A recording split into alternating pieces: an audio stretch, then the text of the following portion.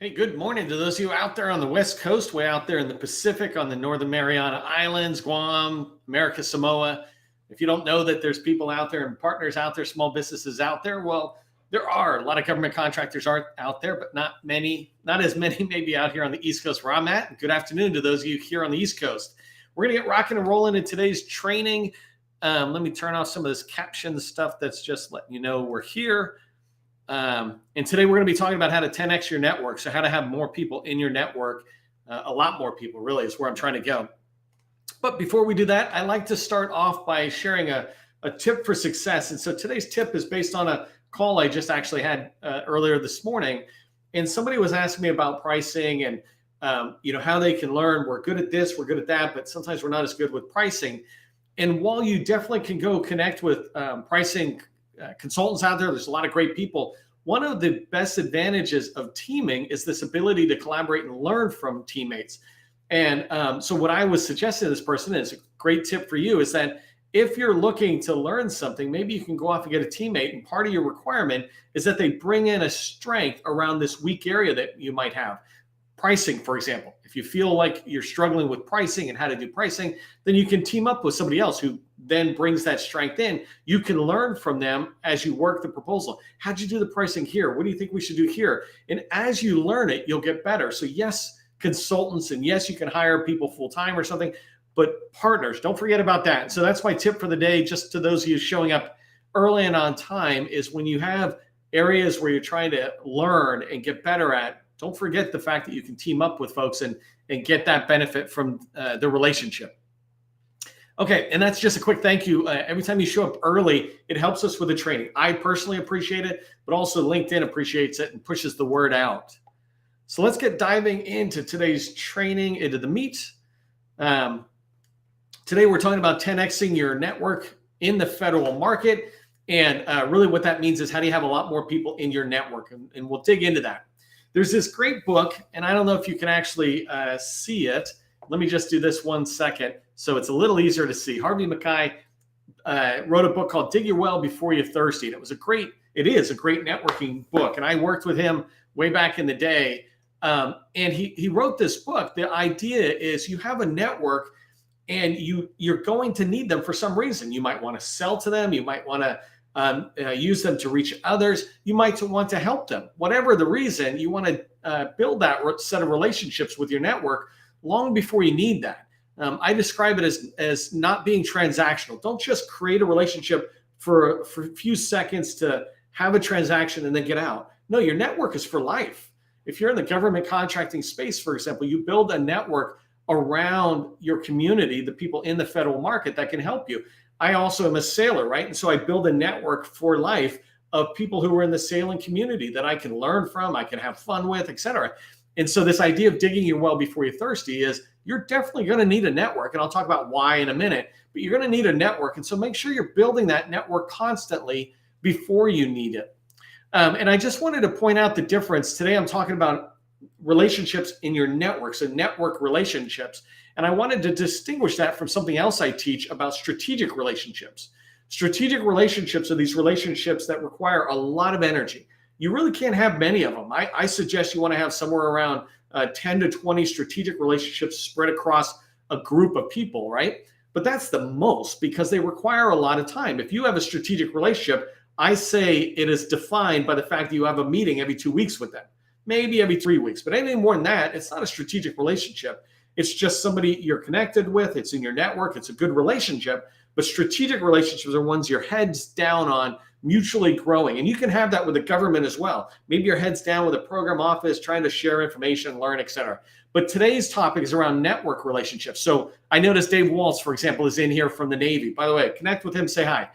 But Dave wants to build his network as well. He's trying to support the Navy's mission by finding as many qualified vendors to support the Navy's mission. So he doesn't have an immediate need to connect with you. But if he builds his network with you, then when that need comes along, he's able to reach back into this network he's built and say, oh, I noticed that Joe does this or Jane does this, right? And so that's the idea.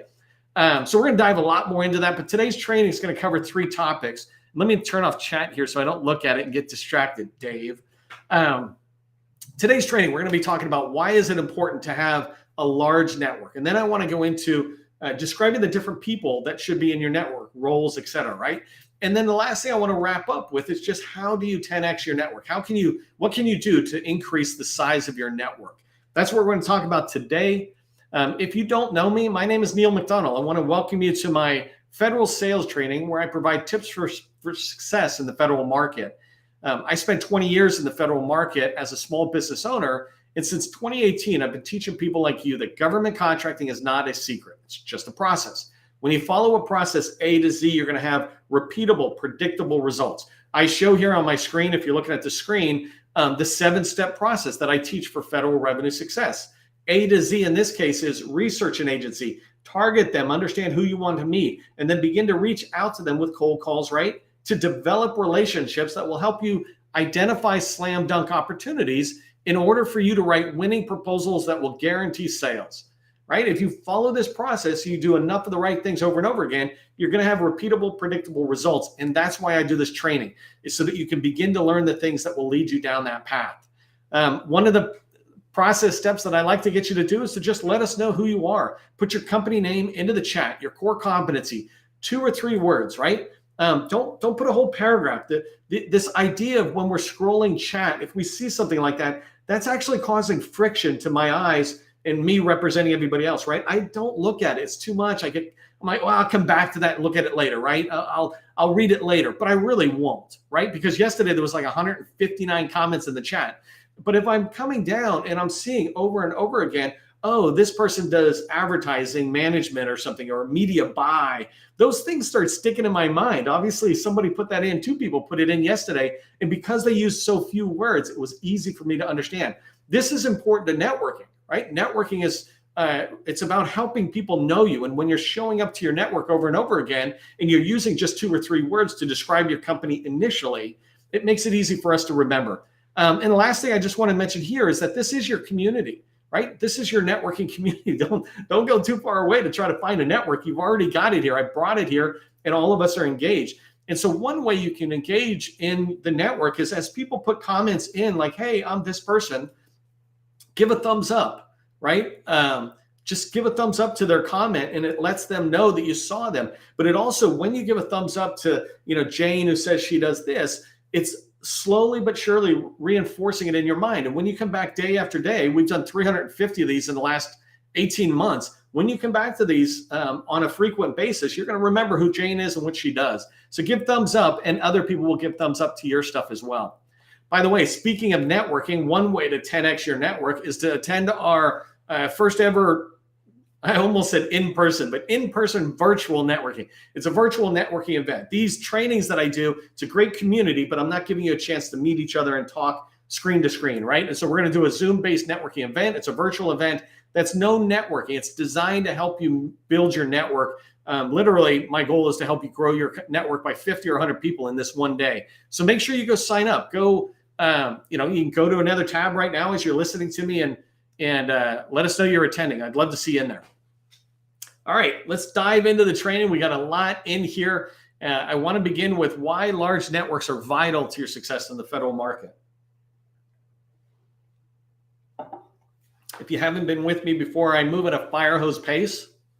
You can always watch the replay on quarter speed and you'll be fine. Okay, so these are in no particular order. I didn't decide to order my bullets on slides today because I just wanted to bounce around. But the first thing that really networks are very helpful for in the federal market is teaming. If you're looking to build your team to go after opportunities or to pursue agencies, et cetera, then networking allows you to be known by potential teaming partners who are looking for companies like yours. It also allows you to know those who you can help, right? Maybe there's people you can just help. Maybe there's people you begin to know who would be good teammates, potential teammates. I talk about when you're doing teaming, put together a teaming worksheet and describe who you're looking for. What type of partner are you looking for? Well, when you go to use that to go look for people, if you have a network of companies out there that you're already fairly familiar with what they do, then it makes it very quick for you to build a teaming outreach group, a bunch of people you're going to reach out to talk about opportunities, et cetera. Number 2, agency access, right? This ability to learn about an agency. That's what I mean by access generally. getting introduced within an agency, but learning about the agency. There's people who are inside the wire who are working for an agency, and those of us on the outside.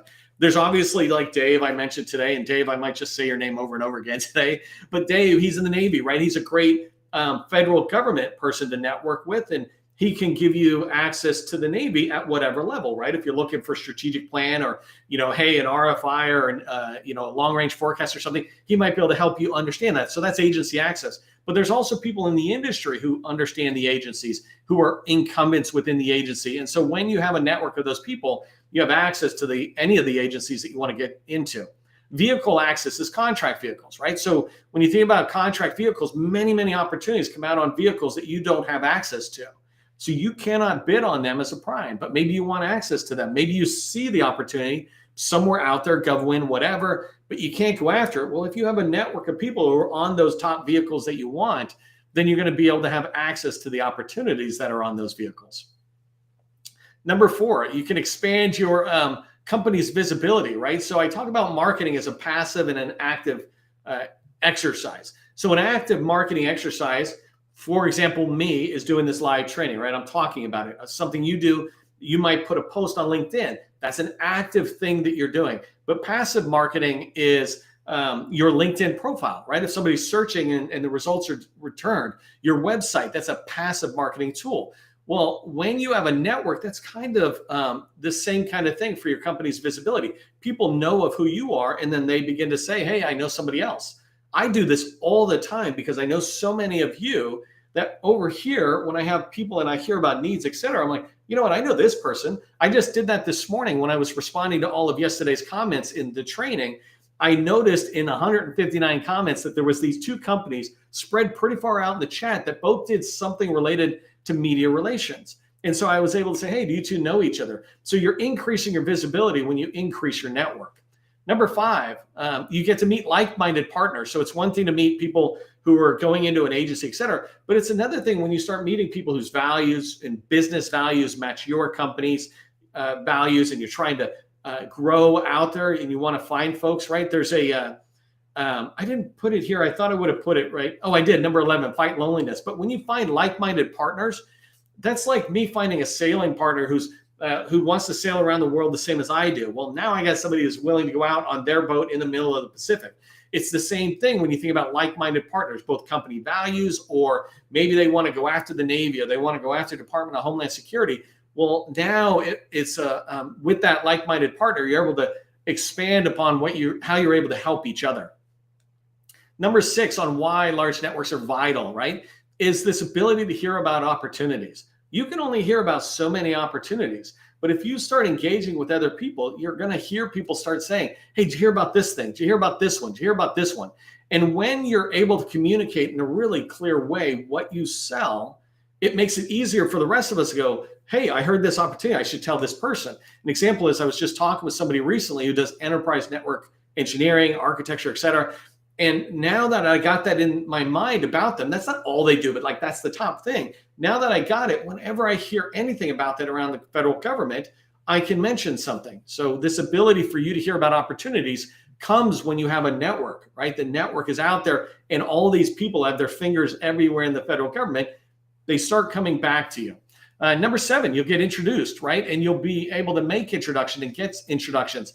This is really important. I was just mentioning Dave in the Navy, right? He's in our chat today. Just if you're able to build a connection with him and it makes sense for him to introduce you to somebody you're trying to get to, then that's going to work. What if he's hearing from a program office that says, hey, I'm looking for somebody to just talk to early on who does risk management framework. And Dave goes, you know what? I was in Neil's training and I saw 3 companies that did that. Let me see if any of them are willing to talk with this person. But it's the same thing on industry side, right? Maybe we're able to make introductions, like I said, from one industry partner to another industry partner. So there's a lot of value in the introductions that can happen. You'll hear me talk about this later, but it's this giver's gain attitude. Just give those introductions without any expectation of return.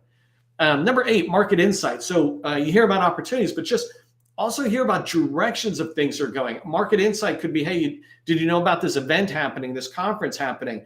There was a post I just saw from, I'm screwing it up and I apologize. Somebody can help me. But John from Rogue 2 or whatever, he just did a LinkedIn post, right? He's in my network. we're connected. We know each other. We're talking to each other. And he just shared something, I think if I read it correctly, about somebody leaving HHS and going to DOD, artificial intelligence and data team over there, and I'm butchering that. But the point is, now he's giving me insight. My network is sharing with me something that's really important. This is really valuable to me because I want to share an artificial intelligence article or newsletter for industry. I want to share something about the federal market's AI play. And because John's sharing that stuff, because he's in my network and I'm learning, I'm gaining market insight that I wouldn't have probably had without him sharing that. Number 9, you get questions answered, right? This is huge. If you're trying to do capture is fundamentally about learning things. It's about shaping opportunities, right? But it's about learning, getting in there and learning about problems or learning about, their favorite contract vehicle, the incumbent, all these kind of things. Well, if you have a big network, it makes it easier for you to get those questions answered. There's a reason that large companies like to hire these senior military people, right? 06 and above or something. They come out and their job is basically to go back in and just have conversations with your friends, because it gives them this ability to understand what's going on, to ask questions about the direction maybe somebody's going. But also you can ask questions, like I said early on, about pricing. How would you price this? Or do you know any program managers? And this goes to number 10, right? This ability, a large network can help you with recruiting and talent acquisition. Maybe you're looking for somebody who's a top-notch leader to come into your back office, leader of business development, or you're looking for a program manager for a new opportunity. You can reach out to your network. You don't just have to reach out to Indeed or whatever recruiting tool is out there. You can reach to your network and say, do you know anybody? I currently know somebody who can fit at the VP of business development level, who would be a great fit, who's got large and small experience. And as I'm knowing that, I will introduce them to other people. But I know a lot of people who keep asking me, do you know anybody who can help with business development, right? So understanding that having a larger network allows you to be able to find the right people to fit for your company quicker. Number 11, I really like, right? When you have a large network, you begin to be less lonely, especially you business owners. It's a lonely business. All those responsibilities on your shoulder. So if you have a big network, you begin to have people who really are supportive, right? Everybody in this community is supportive of you here today, but also your broader network outside of this community. They're there if you want to connect. If you want to go to a networking event, it's like, hey, can we connect there? Then you don't feel alone at the event. So building this network, it really does. There's nothing wrong with it. It can be kind of a lonely business. If you've got a lot of responsibilities, if you've especially ever been a salesperson or a business developer or a business owner, there's a lot of loneliness that kind of goes into this because you're working on your own. Don't do that. Build a network and folks will help you. The last thing is cost-effective marketing. And this goes with this whole idea of expanding your company's visibility. You can pay for marketing, but when you have a large network, pretty soon people are networking for you. This is a big deal. This is what, when you think about Amazon or Microsoft, and they have partner programs, those partners are out there that's their network and they're marketing for them. You can do things that are similar to that, where you begin to educate your network about who you are. And now they're sharing your story a little bit, right? Not a ton, but they're out there sharing it. All right, let's talk about who should be in your network. And this is a fairly straightforward process. I have many other trainings about these people and I describe them. But basically, when you think about the government, there's 3 groups of people you want to build that you have networked in your network, right? Again, these don't all have to be strategic relationships. These are people you're aware of. They're aware of you. That's more than enough for it to be considered in your network. And so you want to be connected with small business professionals, small business specialists, WOSB, whoever. Some of these agencies have people who are dedicated to the 8A small businesses, to the women-owned small businesses. And so make sure you're connected with them. I think I did something on HUD today, or Department of Transportation yesterday, and I was showcasing those people. So small business professionals within an agency, and there's many of them, right? We have a directory of 1,000 of them. If you haven't downloaded it, it's a free directory on our website on govconchamber.com. And when you go there, you can download this directory. Over 1,000 small business professionals that are in federal agencies. So there's a lot of them. They don't all have to be in your network, but that's a great start. And then contracting officers and specialists. And make sure you're trying to narrow that down to what you sell. Go find the contracting officers and specialists that have sold or bought what you sell in the past. Just look at FPDS or SAM, and you can find these people, and then you begin to do outreach, and you get to know them, and they're in your network, right? Program office personnel. This is the obvious thing, right? We want to sell to the program office. So make sure you're building that network. You don't want to go to the program office for the first time when you've got an opportunity and you're trying to win it and get in, blah, blah, blah. you want to build that network. You're in federal government contracting. That's a annual activity, what we say birthday activity, right? You should be thinking in birthdays, not in months and not in weeks. And so when you think in birthdays or annually, then building that relationship with the program office is this long-term prospect, right? So watch who they are and engage with them. And I'll talk about that in a minute. In industry, you definitely want to be connecting with competitors, large businesses that are out there, small businesses that are out there. I would keep them to your target agency, right? Of course, you can know anybody. That's not a problem. But when you're focused, which I'll talk about in a minute, you want to make sure you're knowing who's succeeding in the agency that you want to get into, and make sure you're building your network from those people as well as anybody else, but certainly those people. And then small businesses, make sure you're not just thinking small business, but you're strategically trying to build your network with HUBZone firms and women-owned small business, SDVO or service-disabled veteran-owned small businesses, and 8A firms. And the reason you want to do this is because a small business set-aside can come out in those different categories, and you want to be tracking on it. Same thing with, I didn't put it in here, but you could think about the Native American firms because they're set-asides in that way. And as you move forward and you have these small business connections, you'll hear about a lot of stuff, but you also have this potential for teaming up. And then I put a whole bunch of advisors here. I don't want to spend a lot of time because I want to get to the last slide of the how, but look at how many people are here. I talk about having 7 mentors, but here I'm talking about a lot of different folks. The PCR is a procurement center representative. If you don't know that you have a small business administration district office in your neighborhood, go find them, introduce yourself. They have events every single month. Just introduce yourself at the event, attend the event. Most of them are nowadays are virtual where you can do double things, right? But get to know them. And bosses are business opportunity specialists. If you're an 8A, you definitely want to have a strong relationship, not a compliance exercise, but you want to talk to them on a regular basis.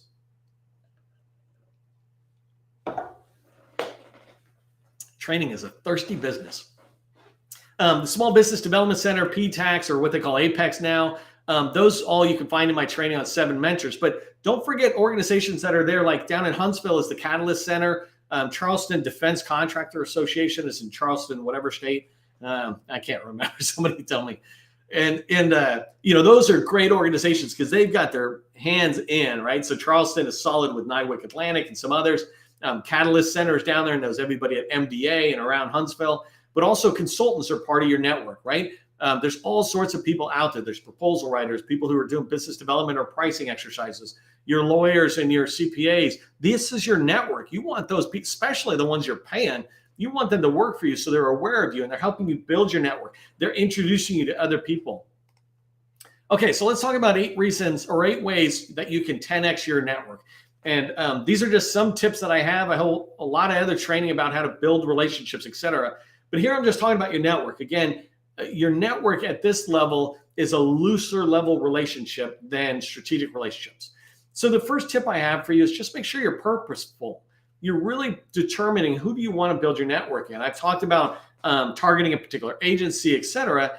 And so you want to make sure you're going after small businesses and government people in that agency around the department that you're trying to go after, but also define other criteria you might have. Maybe you're looking for companies that are in your space, like in IT services or construction. Whatever it is, make a point of defining that. Actually, in the chat, I'd be curious, if you were picking a target, what's your target right now? If you put that in the chat, say you're Army or you're going after DHS, and other people do it as well, now you have the ability to see people in this community right now who you might go off and build a relationship with, a networking relationship with. Number 2, right, is be proactive in your networking. Don't just sit around and wait, right? Friends and networking, they take a lot of work. I was remembering this story. Those of you who don't know, right, this training is put on by me, and in the background is Gus Phelps, and my sister Cecilia is on here. And Cecilia used to have more friends than her 9 siblings, the rest of us. And it used to drive us nuts. We're like, hey, how do you have those? It's like, because you guys are lazy. She used to build her friendship. She'd know what was important to people, know their birthdays, these other things. And so she would work at it. Well, networking is kind of that same thing. You need to be proactive in that activity. You can't just let it happen to you. You've got to make it happen to you. Giving freely is an important way to increase your network. It really is, because when you give freely, people are going to really appreciate it. I just got this great compliment today of I introduced somebody who was trying to get into the VA to another person who's already in the VA. And she reached out, and basically this person said, hey, as the saying goes, any friend of Neil's is a friend of mine, kind of thing. And that was a big vote of confidence, but it really builds my network now with this new person who was new to my network and coming in. She's going to be really appreciative, and she'll tell 10 friends. And when you give freely like this, right? Not like 10 friends are going to ask me for something. They'll just be aware of who I am. So now my network is kind of growing. But if you give freely of your knowledge, of introductions, if you know about an opportunity, don't hold a single thing back. Information is free these days. Give it freely, and people will really appreciate it. And your network will grow as people just say kind things about you to other people. So reach out monthly. So one tip I have for you is when you build this large network, which should be really, it should be hundreds of people when you really think about it. You're not talking to all these people all the time, but you're aware of all these people. You certainly, like the Navy has 150 small business professionals, something around that number, right? You kind of want to begin to get to know them, many of them, certainly many of them in certain like NAVC or NAVFAC or something. But if you have a top 30 group of people who are in your network, consider reaching out to them on a monthly basis. And this is like a 2 to 5 minute task, a thumbs up, a phone call, an email, not long meetings, but just keeping them at the top. Understand your network has a couple of tiering factors. Okay, so engage on LinkedIn. You do this right now. I told you, if you see people saying, hey, my company does this, or people are putting comments in, just give it a thumbs up. On LinkedIn, go in and look at the content. I talked about John from Rogue, or Use Rogue. Sorry, John. Give it a thumbs up, right? And if I give it a thumbs up, or better yet, I go in there and I comment and I go, oh my God, this is so awesome, because here's some other stuff I'm doing with CDAO and the DoD, right? Acronym crazy. But if I say some of that and I add value to John's thing, now I'm engaging in that network, and I'm building my network relationship with him, as well as all of the other people who are coming in and engaging on John's stuff. Number 6 is just build a target list. So don't wait. When I say be proactive, build a list. If you're looking at the Navy or DHS or Booz Allen, whatever it is, say, hey, I want to reach into Booz Allen and network in there. We'll build a list of 100 or 200 people, and then slowly start reaching out to them. Say hi, or reach out on LinkedIn. Go find a bunch of them on LinkedIn. But whatever you do, don't do it onesies and twosies. Build a list. Be purposeful as you're trying to grow your network. And then as you have a network, give them opportunities, just like I am with you, of doing some training. Give them a chance to be able to come together. You can begin with just posts on LinkedIn, which allow your LinkedIn network to come together to a degree, right? And people will see each other giving thumbs up or something. But then you can do newsletters, or you can get advanced and do webinars and share your information. And you invite your network, and not only are they coming in and learning from you, but just like you guys in the chat are, you're meeting new people. Number 8, attend events, right? This is a great one today. Like, for example, in fact, what I would recommend you do is when you're done this training, reach out to the people who are in today's training and make a connection request. Unless you're completely different, you're open to a connection if you're in my training, right? We're all open to connections. So reach out to anybody who's here in today's training, and right, none of us sell, but just here's a suggestion. Reach out and say, connect with them, and you get a chance to put a note and say, great to connect with you, or great to see you in Neil's training. I'd welcome a connection on LinkedIn if you're open to one. Now you're networking. Don't get into a long conversation, by the way. When you create a new network or a new connection, don't dive into a deep conversation. Great, let me know if I can help you. Now you're on each other's radar, and you can slowly, over weeks and months, build a relationship. Don't dive in as if we've been dating forever. All right, here's what I want you to remember. If no one knows you, if you're not doing network, then no one knows you. That's not a place you want to be. Build your network in both industry and with the federal agencies. And the last thing I want to give you as a task here is just put in the chat, I'm open to connecting. Let everybody know that you're open to connecting. You can also throw thanks to my team. That'd be nice. But just at the very least, let other people know you're open to connecting. And then make sure you come to our October 17th networking event. It's a great chance to network, meet.